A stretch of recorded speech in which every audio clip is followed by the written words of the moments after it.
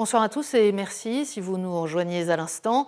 Administrateur du diocèse de Paris et archevêque émérite depuis quelques jours seulement, le cardinal André XXIII nous a fait l'amitié de nous recevoir pour ce dernier entretien comme archevêque de Paris.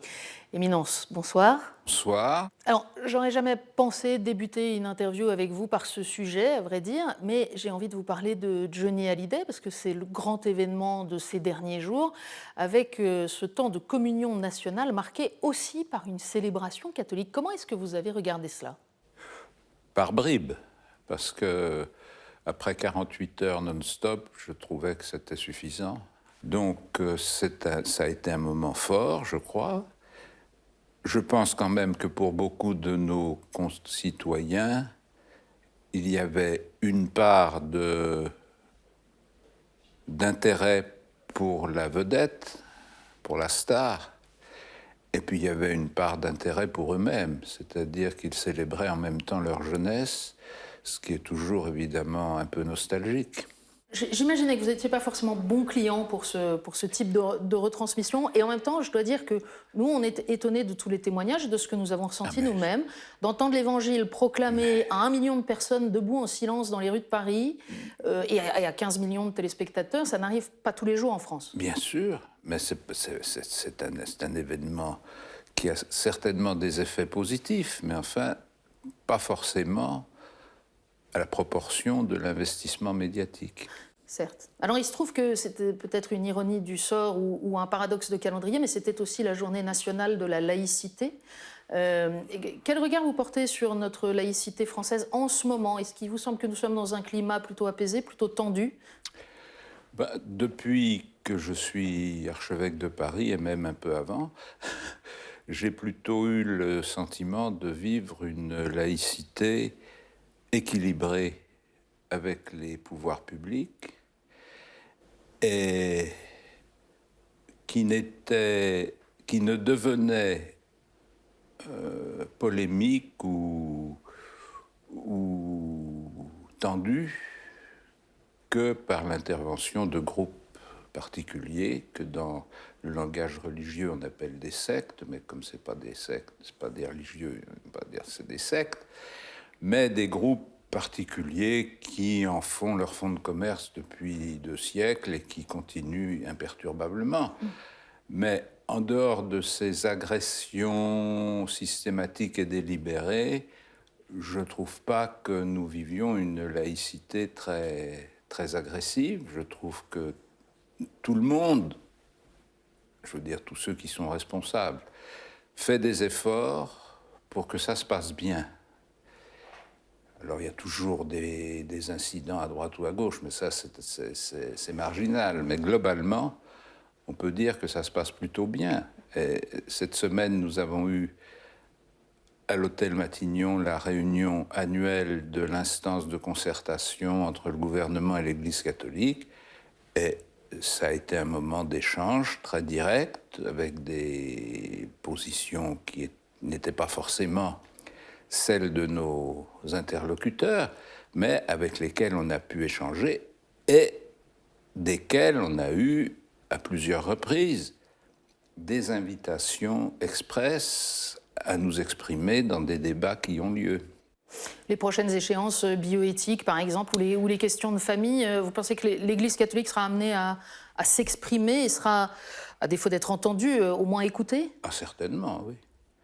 Certainement. Vous nous avez dit depuis votre retour à Paris en 2005 à plusieurs reprises, j'attends de l'Église de Paris qu'elle aille parler à ceux qui ne nous demandent plus rien. Oui. Que vous semble-t-il que les Parisiens, avec vous, ont accompli dans ce domaine depuis une douzaine d'années? Je pense qu'il y a un certain nombre d'initiatives qui ont été prises dans différents domaines, que ce soit dans le domaine de la solidarité ou dans le domaine de l'éducation. Il y a un certain nombre d'initiatives qui ont été prises et qui montrent qu'il y a un dynamisme réel des chrétiens à Paris. Par exemple, vous pourriez nous citer certaines de ces initiatives qui réjouissent spécialement votre cœur de pasteur? Par exemple, l'hiver solidaire, par exemple, les communautés de l'APA, par exemple, au Captif La Libération dans son développement, par exemple, des centres de loisirs de la Facelle qui ont été ouverts dans un certain nombre de paroisses pour accueillir les enfants. Par exemple, Notre-Dame de Louis qui accueille des groupes d'adolescents, etc., etc. On parle souvent de l'église de Paris comme étant une église riche. Vous dites que c'est une église généreuse? C'est une église riche, généreuse et dynamique. Parce qu'on peut être riche et pas généreux, on peut être riche et pas dynamique. C'est même le danger de la richesse, c'est de penser qu'on peut s'en sortir tout seul et que c'est pas la peine de se fatiguer à aller chercher d'autres gens. Et ce que montre notre expérience d'église, c'est qu'on peut être riche, généreux et dynamique. Vous avez une connaissance toute particulière de ce diocèse de Paris. Vous en êtes prêtre depuis 1969. Oui, ça vous fait êtes... presque 50 ans, alors C'est déjà pas une mal. certaine expérience. Voilà. Oui. Ordonné évêque il y a presque 30 ans, en 88, Oui. comme auxiliaire du cardinal Lustiger. Et puis, après être allé quelque temps à Tours, vous êtes revenu comme archevêque en 2005. Qu'est-ce qui a le plus changé dans le diocèse, si on prend les 30 dernières années, par exemple?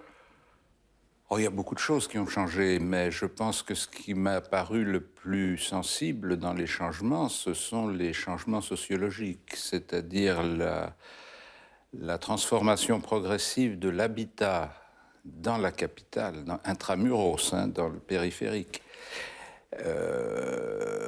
Suite au programme sans doute indispensable de rénovation urbaine et de réhabilitation des immeubles, suite à la hausse des loyers, suite au rétrécissement des appartements privés, je veux dire rétrécissement en surface, on a une évolution de la population qui est très sensible, c'est-à-dire qu'on a beaucoup de jeunes ménages qui commencent leur vie familiale à Paris et qui émigrent quand ils ont 2 enfants parce qu'ils ne peuvent plus trouver les lieux nécessaires.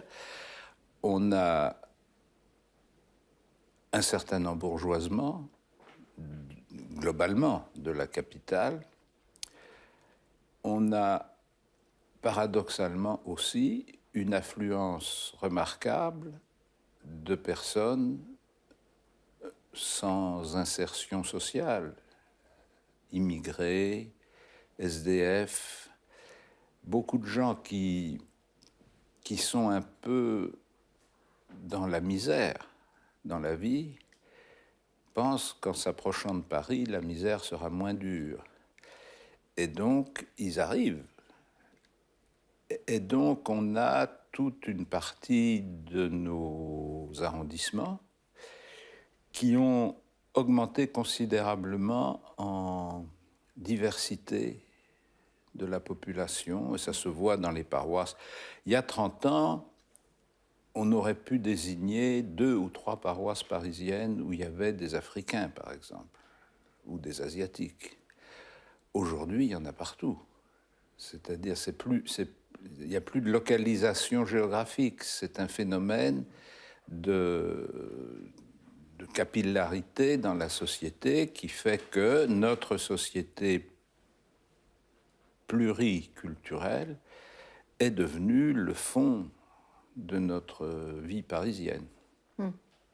Avec, du coup, le fait que ce n'est pas plus simple pour la mission et pour aller annoncer à des gens qui sont encore moins intégrés dans des réseaux de relations ou dans le tissu social. Certes, et ça n'est pas non plus très simple pour aider autant qu'on peut à leur intégration sociale. Parce que beaucoup de ces gens qui arrivent de loin ou de moins loin sont des gens qui n'ont pas forcément d'attache. Et donc, pour qu'ils soient accueillis, c'est pas uniquement une question de mètres carrés, c'est une question de mètres carrés habités. C'est-à-dire que les mètres carrés qu'on met à la disposition de quelqu'un, ils deviennent vraiment un facteur d'intégration sociale quand ils sont en même temps le lieu d'une rencontre, d'une communication entre les personnes. Et cette communication, elle demande un investissement très lourd en temps.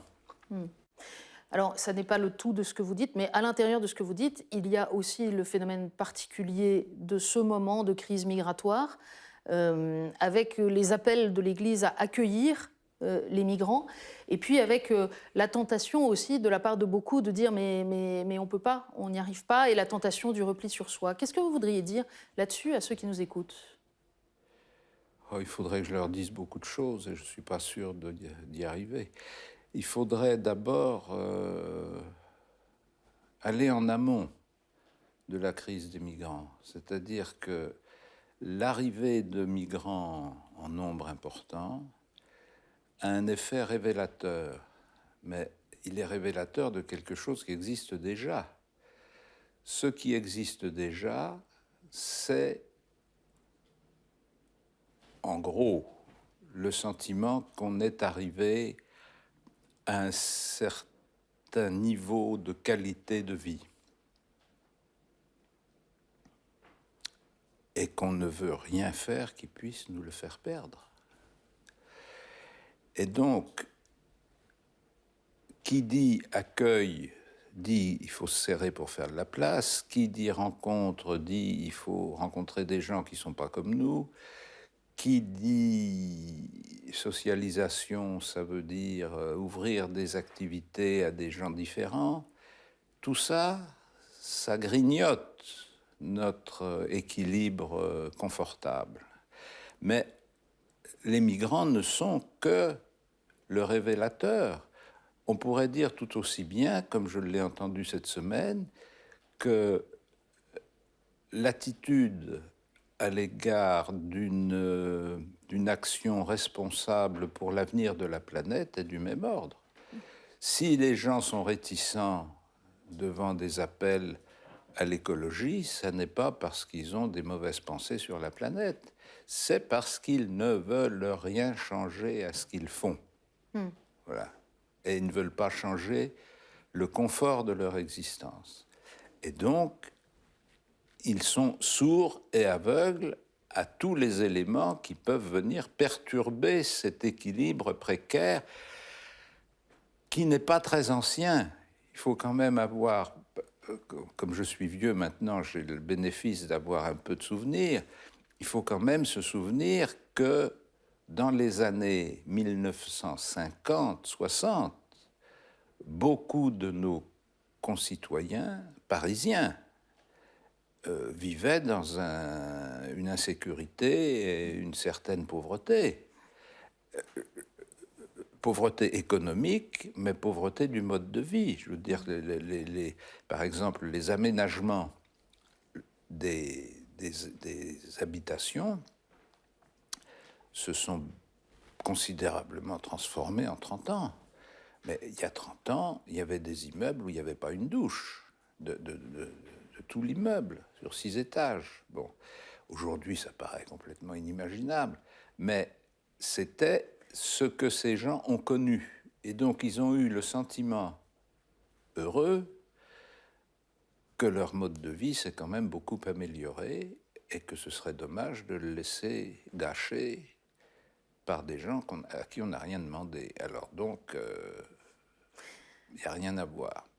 Est-ce que ça veut dire que l'Église doit reprendre ou prendre un rôle d'entraînement révolutionnaire dans la capacité à questionner nos modes de vie, nos pratiques, nos modes de consommation et de production? Eh ben oui, c'est ce que je pense que nous faisons. Voilà. Je l'ai fait en tout cas un certain nombre de fois au cours des années écoulées, avec le sentiment évidemment qu'il ne suffisait pas que je le dise pour que ça se réalise, mais que au moins ceux qui m'auraient entendu ne pourraient pas dire qu'on ne leur avait pas dit. Alors, quand même, évidemment, ça pourrait nous emmener très loin, mais quand on parle de la crise des migrants, il y a aussi la peur de la confrontation avec l'islam chez beaucoup, ou de la croissance de l'islam dans notre pays. Oui, ben c'est assez normal. C'est aussi un révélateur. Je veux dire que la peur de l'islam, c'est aussi l'expression de la crainte d'un certain nombre de chrétiens, de souche ou de chrétiens de tradition, de ne pas être capable de tenir tête. Donc, ils n'ont pas peur nécessairement de ce que l'islam serait conquérant, même s'il y a des franges, des mouvements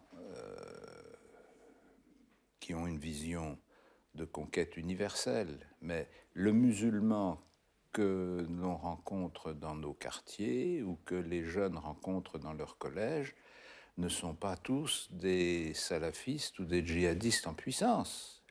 Ce sont des gens qui vivent leur vie et qui sont musulmans avec conviction. Et face à cette conviction, des chrétiens éprouvent le peu de conviction qu'ils ont. Donc ils voudraient qu'en combattant l'islam, on affirme qu'ils sont de vrais croyants. Mais ça ne peut se faire que s'ils sont de vrais croyants. S'ils sont des croyants intermittents, incertains, un peu avec mauvaise conscience, ils n'ont rien à mettre en face de l'islam.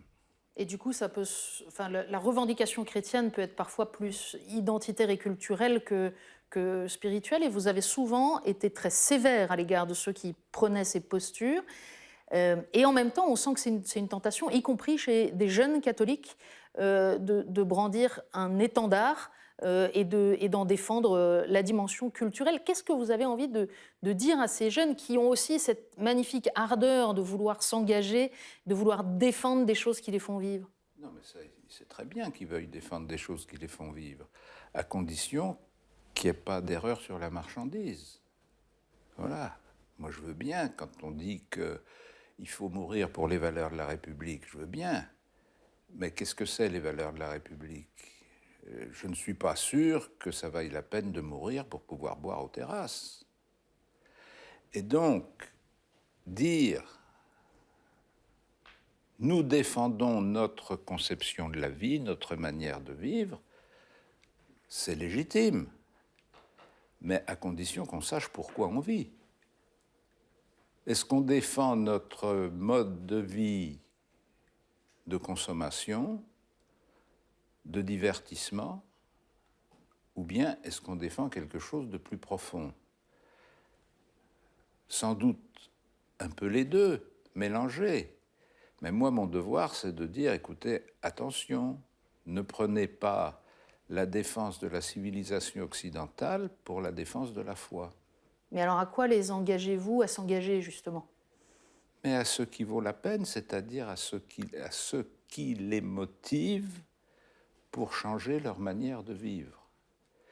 Tant que la parole de Dieu ne se concrétise pas par un changement de comportement, un changement dans la manière de vivre, ça peut rester un habit culturel.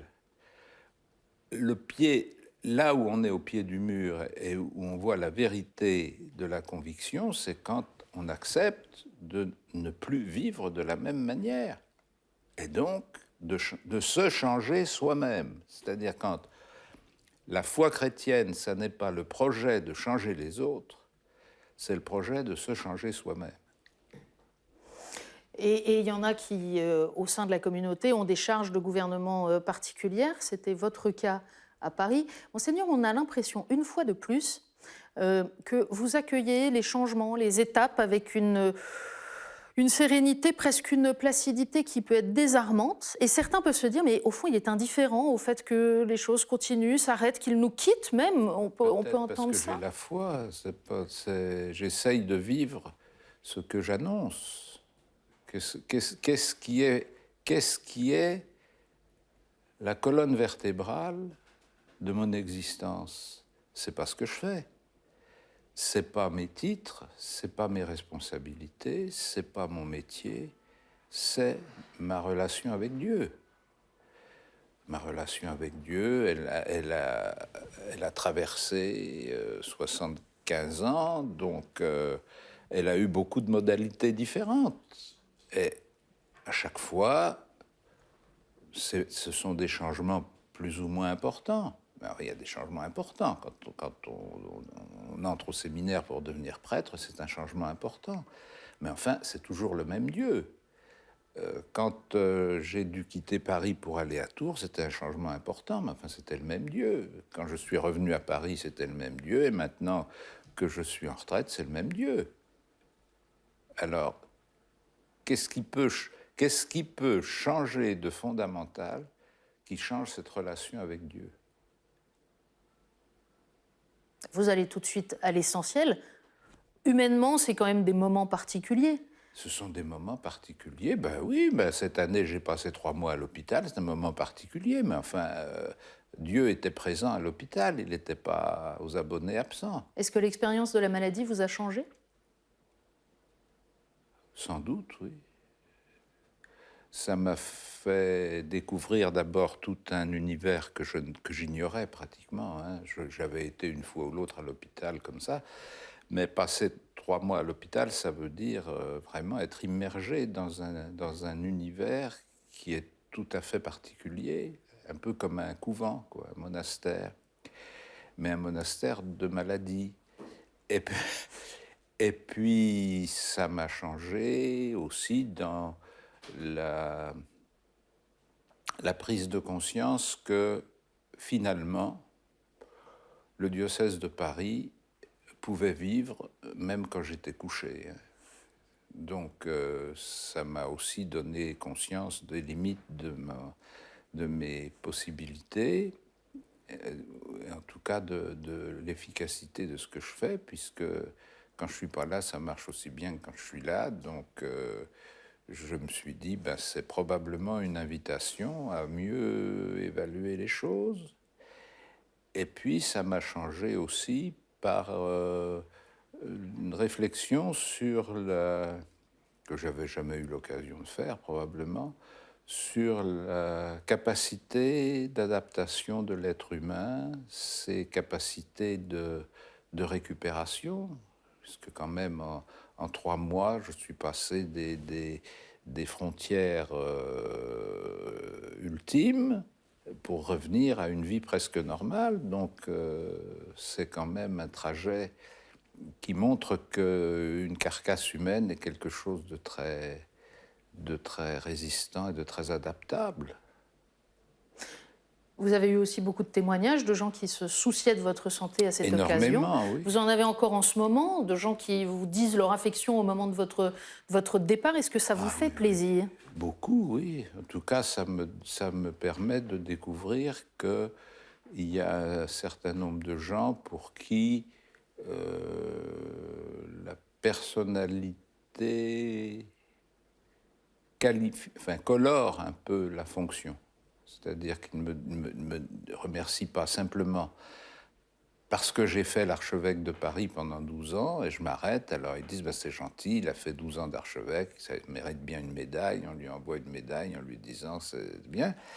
Mais il y a un petit facteur personnel plus gratifiant. Alors je ne... Compte tenu des gens qui écrivent, parce que j'en connais quand même 80% au moins, je ne soupçonne pas que ce soit du baratin pour me faire plaisir. Enfin, je veux dire, ils n'ont aucune raison de me faire plaisir particulièrement. Donc, je crois qu'il y a une part de vérité, c'est-à-dire qu'ils reconnaissent qu'ils ont apprécié la manière dont j'ai fait l'archevêque de Paris. Voilà. Puis il y a tous ceux que vous ne connaissez pas, mais pour qui vous êtes très proche, à travers notamment la télévision. Ça a beaucoup changé. Ben oui. Il y a 50 ans, on ne connaissait pas son archevêque, on l'avait vu une fois aux nouvelles. Oui. Aujourd'hui, on voit son archevêque assez régulièrement. Je rencontre plein de gens qui me disent « Ah, mais je vous ai vu. » Très bien, très bien. Voilà, je pense à ça particulièrement, parce que c'est la semaine aussi de l'anniversaire du KTO, pour qui vous avez joué un grand rôle de soutien, et nous tenions à vous en remercier particulièrement. Qu'est-ce qui, aujourd'hui, suscite votre émerveillement? Mon émerveillement. Bon, il y a beaucoup de choses qui suscitent mon émerveillement. Il y a d'abord des jeunes familles. C'est-à-dire quand je passe dans des paroisses le dimanche, d'abord je suis très heureux de voir que l'image que l'on donne habituellement de l'Église ne correspond pas à celle que j'ai devant moi, c'est-à-dire une église désertée par les forces vives. Ce n'est pas le cas du tout. C'est la grâce des grandes villes aussi. Ouais, mais enfin, quand j'étais enfant, c'était aussi une grande ville, et à la messe le dimanche, il y avait que des vieilles grand-mères. Hein. Donc, les forces vives, où est-ce qu'elles étaient? J'en sais rien, elles étaient sans doute quelque part, mais elles n'étaient pas dans les paroisses. Aujourd'hui, elles sont dans les paroisses. Et parmi ces forces vives, des jeunes couples avec des petits, comme je disais tout à l'heure, en général peu nombreux parce qu'ils n'ont pas la possibilité de vivre dans Paris, mais un enfant, 2 enfants, et de voir que dans le temps que nous vivons, dans le contexte culturel qui est le nôtre, dans le contexte social qui est le nôtre, de voir un homme et une femme capables de s'engager l'un envers l'autre pour élever des enfants, je trouve que c'est très réconfortant parce que ça montre qu'il y a quelque chose de plus fort que les courants d'idées et que les idées toutes faites, qui est la prise de conscience d'une vraie responsabilité. J'ai beaucoup d'émerveillement aussi pour les gens qui se défoncent. J'ai évoqué tout à l'heure un certain nombre d'activités qui sont liées à l'Église, des gens qui se donnent beaucoup de mal pour accueillir les SDF, pour aller dans la rue à la rencontre des gens qui sont dans la rue, etc., etc. C'est assez fort. Et puis, des gens qui se présentent pour être prêtres, c'est pas si banal que ça aujourd'hui.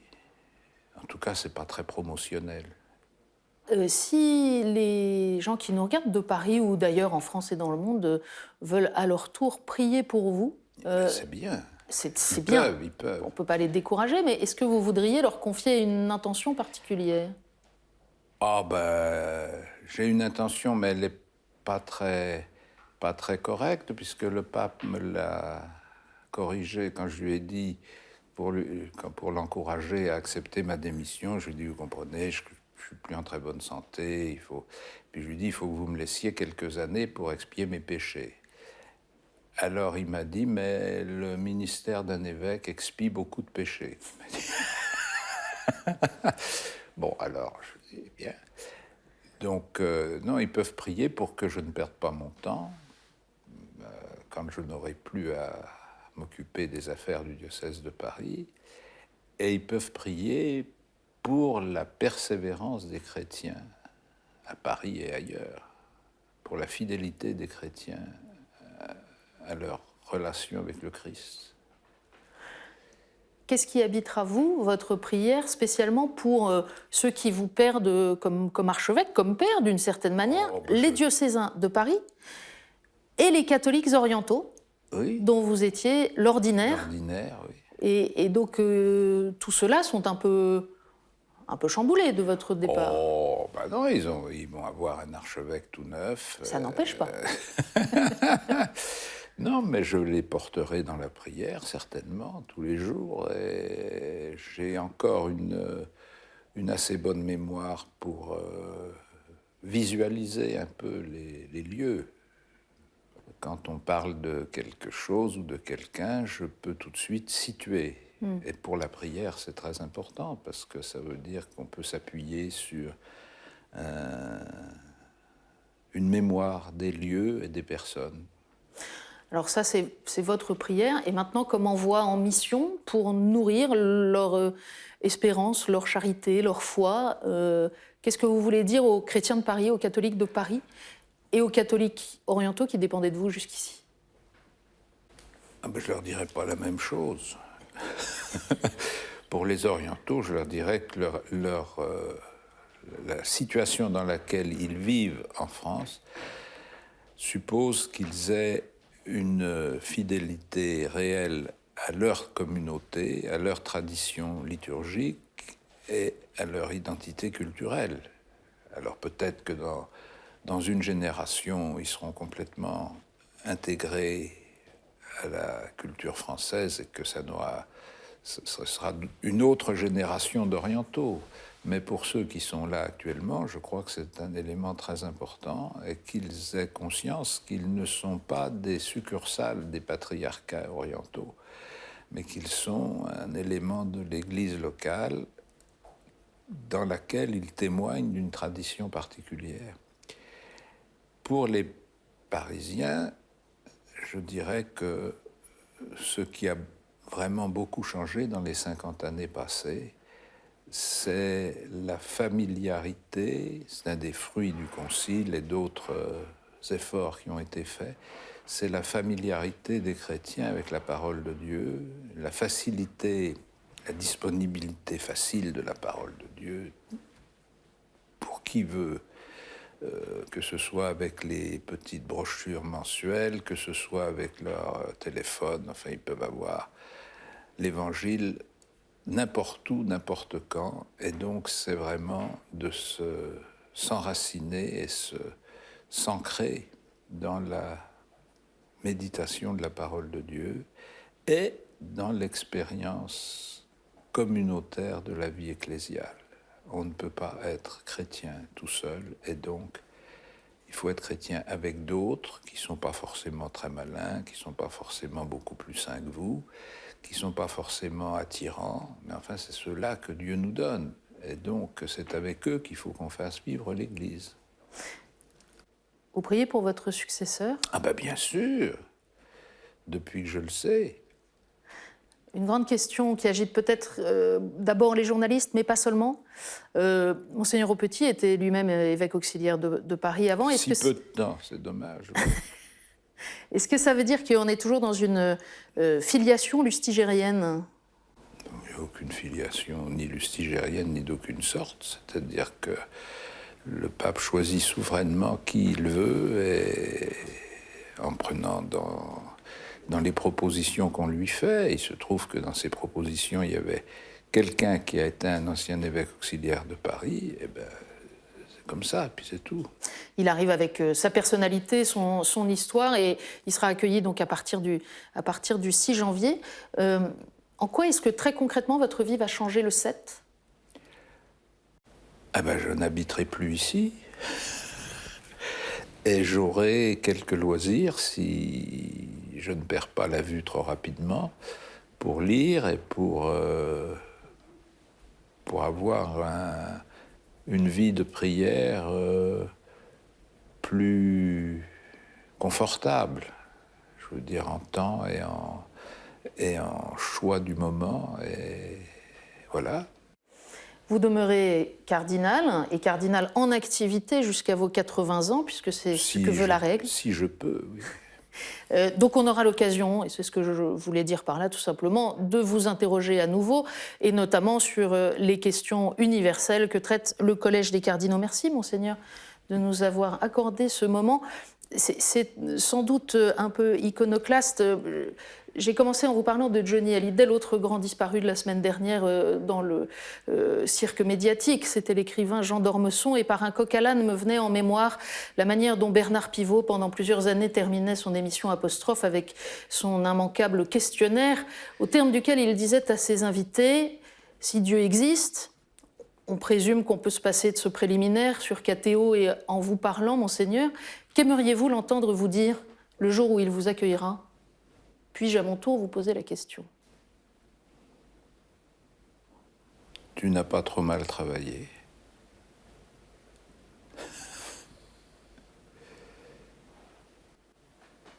Merci, Monseigneur. Merci. Et merci à vous de votre fidélité. Très bonne soirée et à bientôt.